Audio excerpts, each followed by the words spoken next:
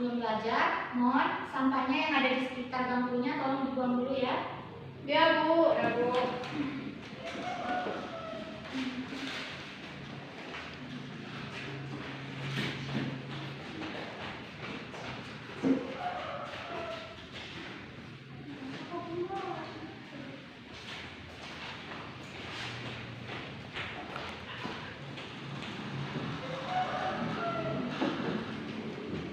Oke, baiklah. Selanjutnya sebelum belajar kita baca doa dulu ya. Ya Bu. Untuk ketua kelas silakan pimpin doanya. Bismillahirrahmanirrahim. Rabbi zidni ilman warzuqni fahman. Amin. Alhamdulillah ya. Semoga pembelajaran kita pada pagi hari ini bisa berjalan dengan lancar. Baiklah, sebelumnya Ibu absen dulu ya. Ya Bu.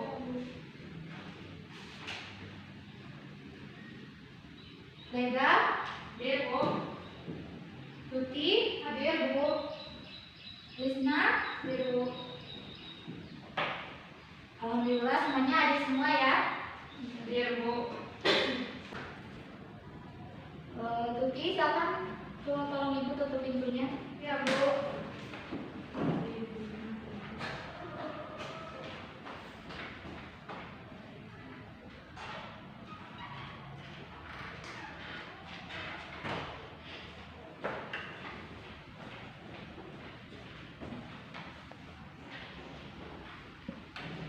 Oke.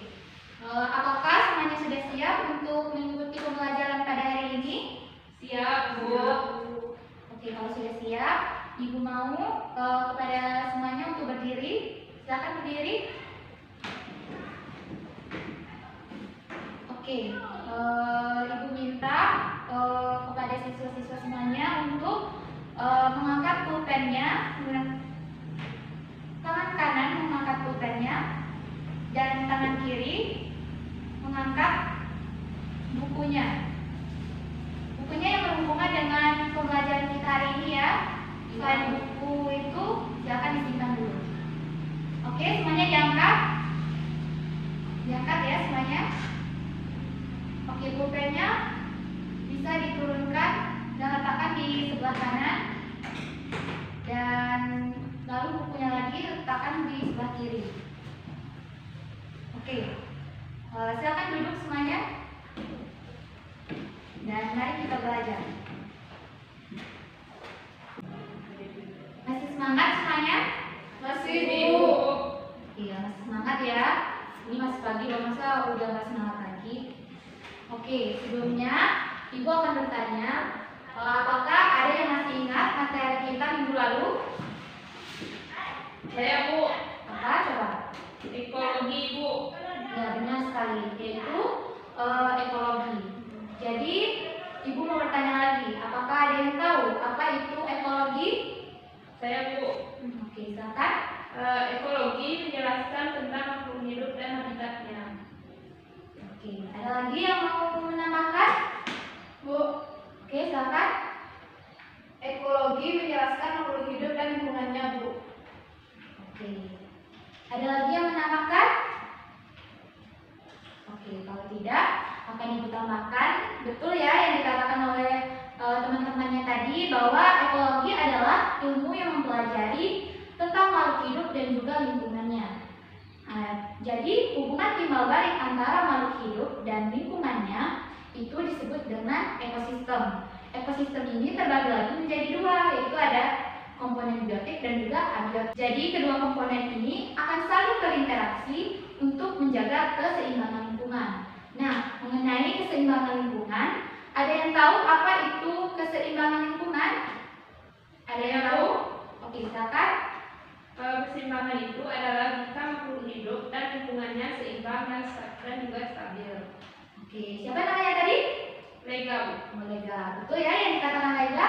Ada yang mau menambahkan? Tidak? Oke, akan Ibu tambahkan ya sedikit bahwa betul yang dikatakan Lega tadi, bahwa keseimbangan lingkungan itu adalah lingkungan yang dikatakan stabil dan juga seimbang.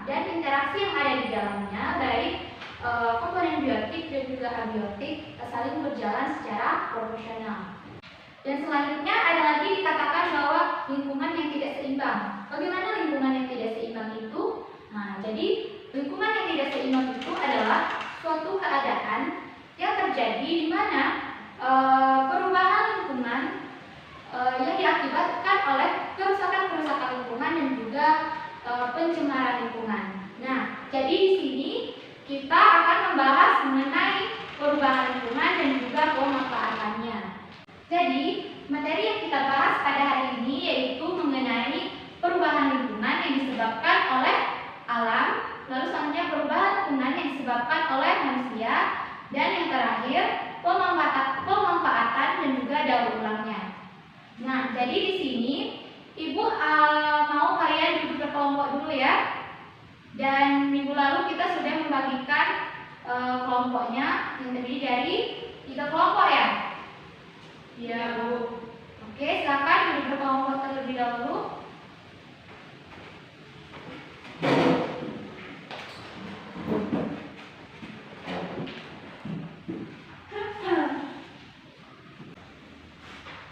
Oke, sudah? Sudah, Bu. Oke, kalau sudah, ini Ibu akan memberikan lembar kerja peserta didik atau LKPD dan juga bersamaan dengan kartu lingkungan. Nah, jadi di sini Ibu mau kalian mengidentifikasi dan juga menganalisis kartu lingkungan ini. Jadi ini akan Ibu berikan kepada setiap kelompok. Silakan kalian identifikasi dan kalian analisis apa saja faktor-faktornya, perubahan lingkungannya, dampak, dan juga cara menanggulanginya. Oke? Oke. Jadi Ibu mulai kelompok 1. Silakan Tuti untuk mengambil LKPD dan kartunya di depan.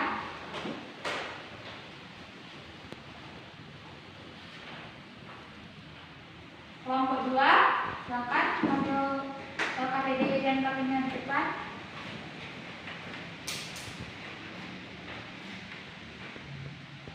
Dan kelompok 3, silakan ke depan untuk mengambil LKPD dan kartunya.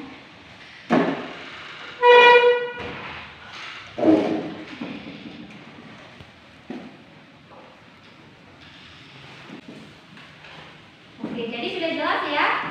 Nanti kartu lingkungannya itu kalian identifikasi dan juga kalian analisis apa saja faktor-faktornya, perubahan lingkungannya, dampak, dan juga cara menanggulanginya. Dan nantinya setiap kelompok akan mempresentasikannya ke depan. Oke? Oke, Bu. Oke. Ibu beri waktu selama 20 menit untuk kalian pahami dan juga kalian analisis. Silakan bekerja.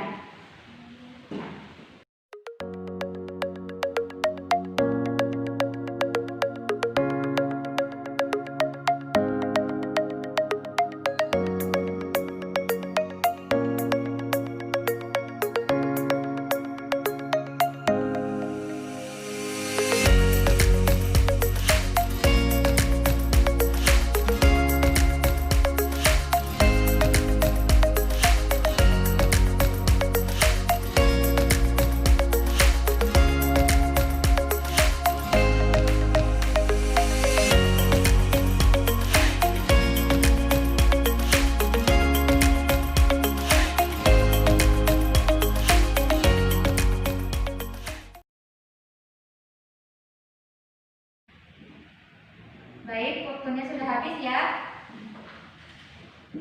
Sudah semuanya? Sudah, Bu. Oke, sudah. Kalau sudah, Ibu akan mempersilakan dari setiap kelompok untuk mempresentasikan hasil LKPD dan juga kartu lingkungannya tadi.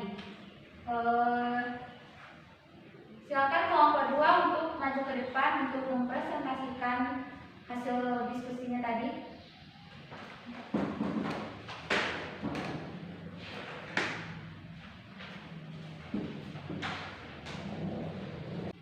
Untuk kelompok lain boleh nantinya memberikan tanggapan dan juga pertanyaan untuk kelompok 2 ya.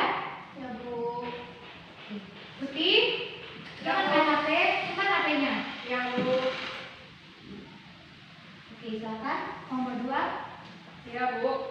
Di sini kami dari kelompok 2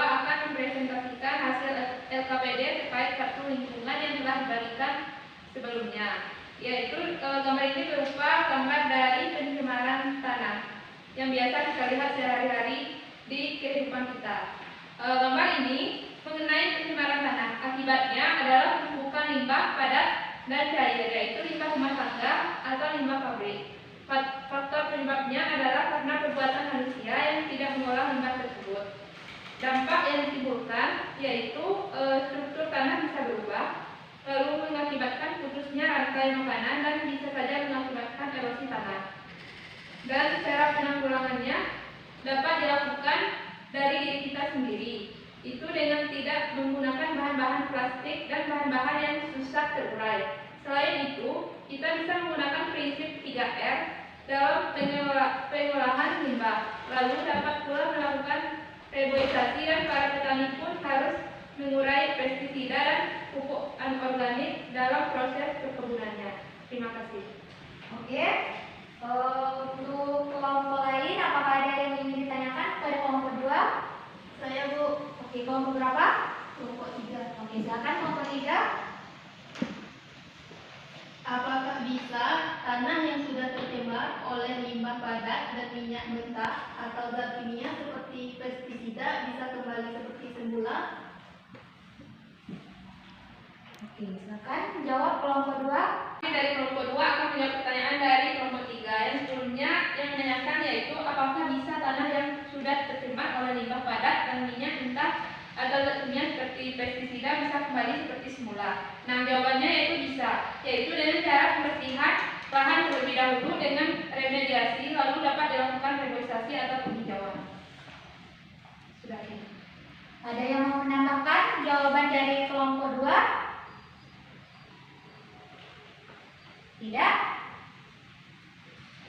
Oke, kalau tidak, Ibu akan menambahkan sedikit ya jawaban dari kelompok 2 tadi. Oke, jadi benar jawaban dari kelompok 2 tadi ya. Jadi menanggulangi pencemaran tanah itu yang disebabkan oleh limbah cair dan juga limbah padat itu bisa kembali seperti semula. Jadi jawabannya itu bisa. Jadi bagaimana caranya?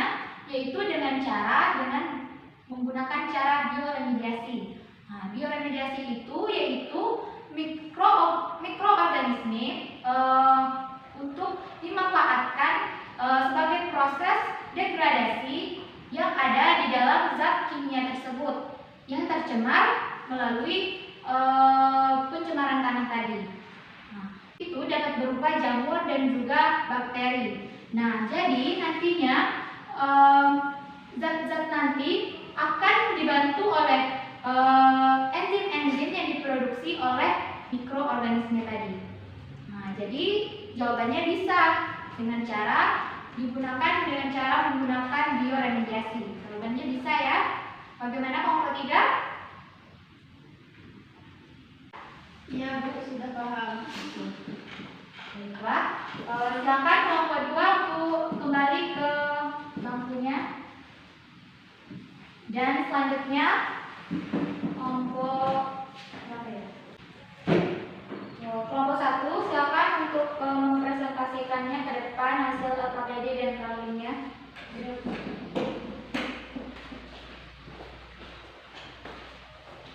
Kami dari kelompok 1 akan mempresentasikan hasil LKPD terkait kartu lingkungan yang telah dibagikan.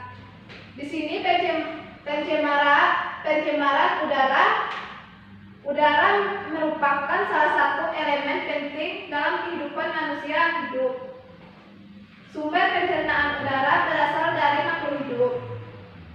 Penanggulangan pencemaran udara dapat dilakukan dengan beberapa cara. 1. Guna moda angkutan umum. 2. Hemat energi. 3. Jangan membuang barang-barang yang tidak berguna. 4. Gunakan sumber energi terbarukan dan ramah lingkungan. Terima kasih. Oke, silakan kepada kelompok 2 untuk bertanya kepada kelompok 1. Ya, Bu. Pertanyaannya, coba Anda jelaskan apa saja sumber dari pencemaran udara. Baiklah, saya akan menjawab pertanyaan dari kelompok 2. Jadi sumber pencemaran udara terdiri dari 2 sumber, yaitu sumber pencemaran udara alamiah, misalnya akibat letusan gunung. Sumber pencemaran udara berasal dari manusia. Sumber pencemaran jenis ini misalnya dari transportasi, emisi, dan pabrik. Gimana kelompok 2? Sudah, Bu. Oke, benar ya. Jadi utamakan sedikit di sini pencemaran udara itu terbagi menjadi 2 sumber, ada yang dari alam dan juga dari buatan. Nah, kalau dari alam itu seperti gunung meletus dan juga kebakaran hutan. Lalu dari sumber buatan yaitu dari faktor manusia itu sendiri, yaitu contohnya seperti alat transportasi dan juga emisi pabrik. Nah, dan itu membuat pencemaran udara dan itu membuat udara kita menjadi tercemar. Oke, baik. Bagaimana kelompok 2? Dan kelompok lain ada apa yang masih ingin ditanyakan? Tidak, Bu. Oke, kalau tidak silakan kelompok 1 untuk kembali ke tempatnya. Ya, Bu. Oke, baiklah.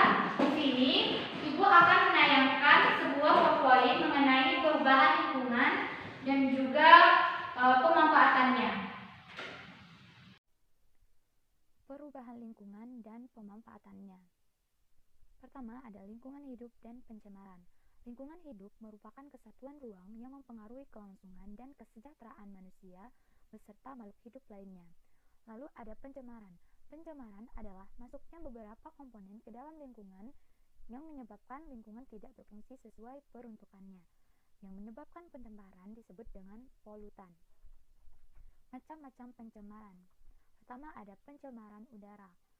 Atmosfer bumi tersusun dari 78% gas nitrogen, 21% gas oksigen, 0,93% gas argon, 0,032% gas karbon dioksida, dan sejumlah kecil gas-gas yang lain. Zat yang dapat menyebabkan pencemaran yaitu pertama ada karbon monoksida, ada nitrogen oksida, ozon, dan lain sebagainya. Ini merupakan dari pencemaran udara. Ada dari pencemaran yang dilakukan pabrik, ada dari kebakaran hutan, dan juga asap rokok. Selanjutnya ada pencemaran air. Pencemaran air adalah masuknya zat ke dalam air yang menyebabkan kualitas air menurun ke tingkat tertentu. Penyebab pencemaran air pertama ada dari limbah domestik, limbah industri, limbah pertanian, dan juga limbah pertambangan. Dan ini merupakan gambar dari pencemaran air. Bisa kita lihat di sini, yaitu banyak sampah yang berserakan di sungai, dan sungai yang ada di sekitar rumah penduduk pun sudah juga tercemar, dan akibatnya banyak ikan yang mati karena air yang tercemar. Selanjutnya, pencemaran tanah. Pencemaran secara langsung terjadi jika zat pencemar langsung mencemari tanah, misalnya penggunaan insektisida secara berlebihan. Pencemaran tanah dapat disebabkan oleh limbah yang sulit terurai seperti plastik dan juga kaca. Ini merupakan gambar dari pencemaran tanah. Bisa kita lihat di sini ada pohon tumbang yang menyebabkan tanah tercemar, dan juga tanah juga sudah mulai terkikis, dan gambar di bawahnya adalah gambar tanah yang telah tercemar. Selanjutnya ada pencemaran suara. Pencemaran suara adalah suara yang tidak diinginkan, mengganggu, dan juga merusak pendengaran manusia. Pencemaran suara dibedakan menjadi 4, yaitu pertama ada kebisingan impulsif, ada kebisingan impulsif kontinu, ada kebisingan semi kontinu, dan juga kebisingan kontinu. Kebisingan menyebabkan gangguan kesehatan dan juga psikologis. Dan ini merupakan gambar dari pencemaran suara, bisa dari suara pesawat, suara kendaraan, dan juga dari suara petir. Selanjutnya ada pemanfaatan atau penanganan limbah. Pertama ada penanganan limbah cair. Sistem penanganan limbah cair secara domestik, pertama ada cubluk, kedua ada tangki septik konvensional, tangki septik biofilter, dan juga instalasi pengolahan limbah cair domestik.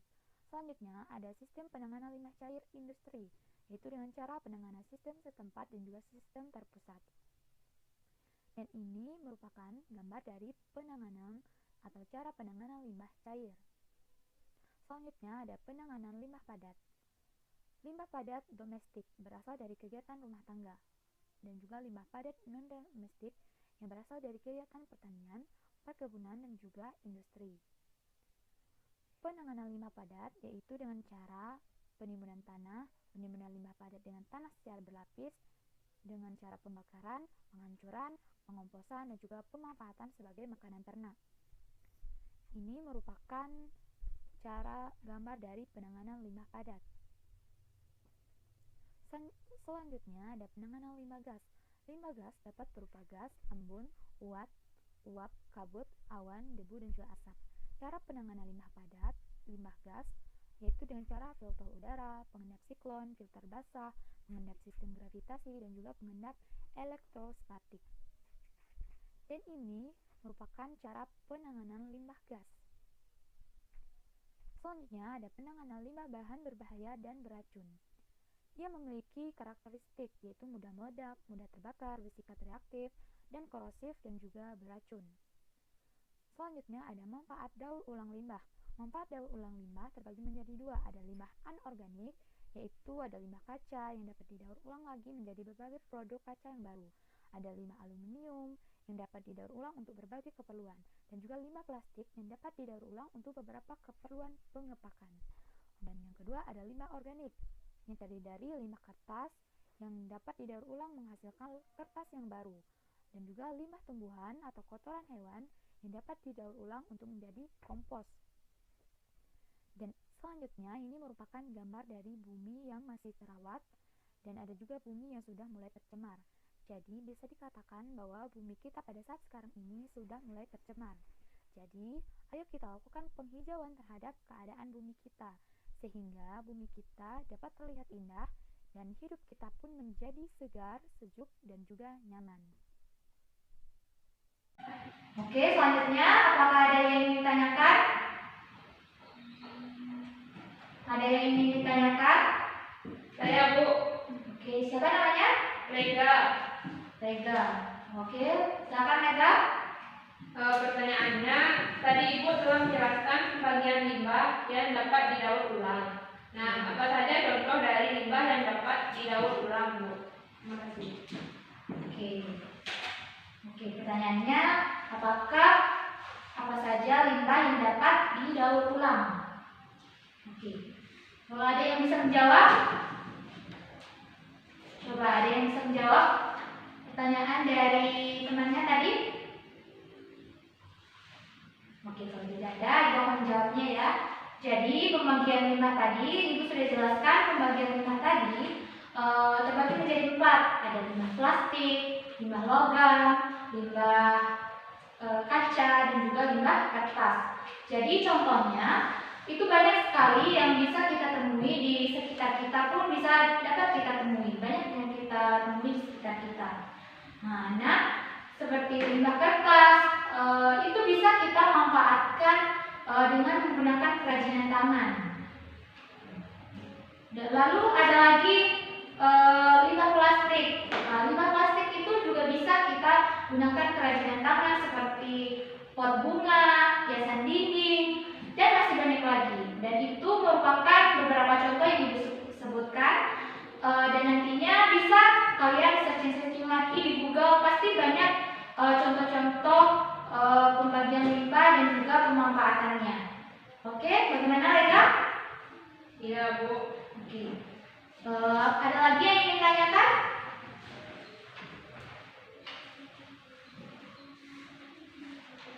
Ada lagi yang ingin ditanyakan? Tidak, Bu. Oke, kalau tidak, di sini Ibu akan menyimpulkan materi kita pada hari ini ya. Jadi perubahan lingkungan itu terjadi karena adanya kerusakan lingkungan yang diakibatkan oleh pencemaran lingkungan yang ada di sekitar kita, baik itu faktor alami maupun faktor buatan. Kita tahu dari faktor buatannya seperti adanya kegiatan manusia.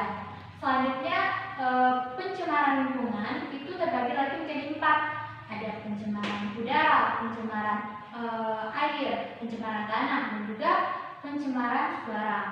Jadi keempat pencemaran ini dapat berdampak bagi kelangsungan hidup kita. Contohnya seperti adanya pemanasan global dan juga seperti asam dan lain sebagainya. Pencemaran lingkungan ini tidak hanya berdampak pada manusia saja, hewan maupun tumbuhan juga terkena dampaknya. Jadi untuk menanggulanginya yaitu banyak sekali contohnya. Jadi salah satu contohnya yaitu pendidikan mengenai lingkungan. Jadi sejak dini kita menerapkan pendidikan mengenai lingkungan tersebut agar pelestarian bumi kita dapat seimbang dan juga stabil. Itulah kesimpulan materi kita pada hari ini. Dan selanjutnya Ibu akan mengadakan sebuah kuis. Silakan kalian siapkan buku 1 lembar dan juga pulpen. Dan selebihnya mohon disimpan dulu ya.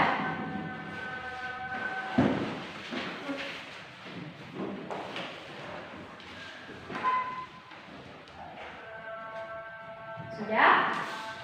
Silakan tulis namanya dan juga kelas.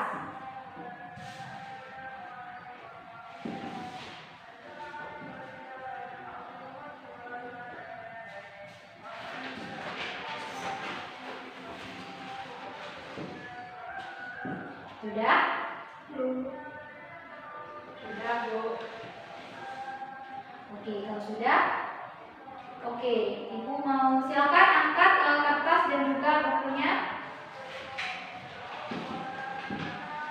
Angkat. Oke, sudah semuanya ya. Oke, pertanyaan pertama.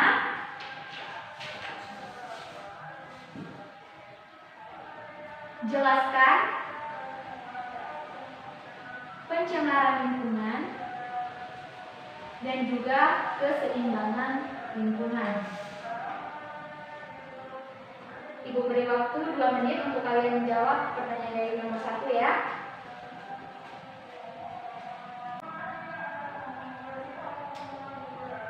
Dan pertanyaan terakhir.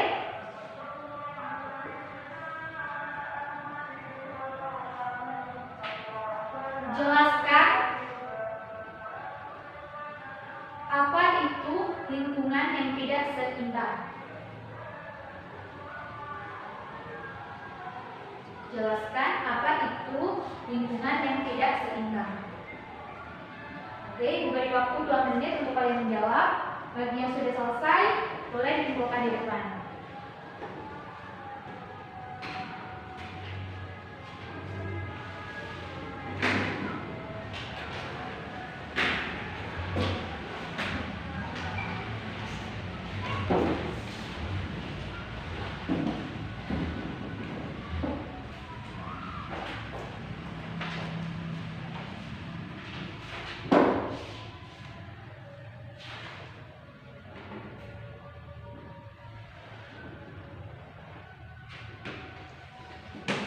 Oke, sudah semua ya? Sudah, Bu.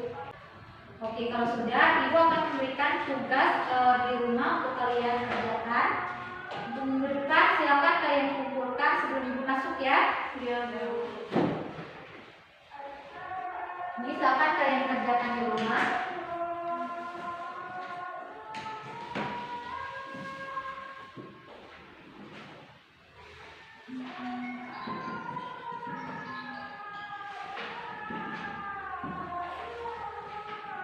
Nah, itu saja ya. Iya, Bu. Apakah ada lagi yang ingin ditanyakan? Ada yang kurang jelas? Tidak, Bu. Oke, berarti sudah jelas semua ya? Iya. Oke, kalau sudah jelas semua, Ibu akan mengakhiri pembelajaran kita pada hari ini. Semoga apa yang telah kita pelajari pada hari ini dapat bermanfaat bagi kita semua. Dan Ibu tutup dengan membaca Alhamdulillahirabbil alamin. Ibu akhiri dengan wassalamualaikum warahmatullahi wabarakatuh. Waalaikumsalam. Oke, ketua kelas belajar dengan siapa lagi? Ibu Sari, Bu. Jangan ada yang keluar